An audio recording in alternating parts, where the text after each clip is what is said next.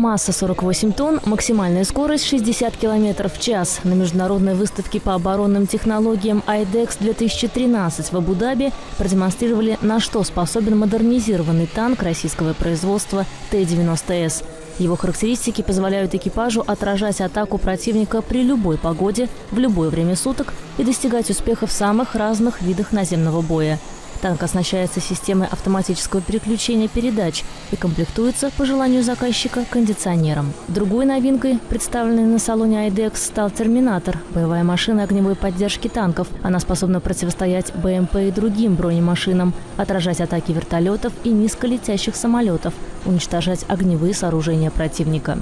Примечательно, что российская техника входит не только в состав национальной экспозиции. В частности, сухопутные войска хозяев выставки Объединенных Арабских Эмиратов начали демонстрацию своей мощи именно с российских БМП-3.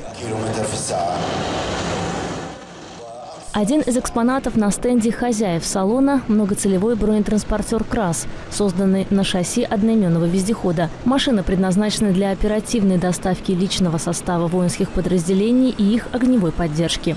Международная выставка вооружений IDEX 2013 обещает стать самой крупной за всю историю. В этом году в работе салона принимают участие более 1100 профильных компаний из 59 государств. Выставка завершится 21 февраля.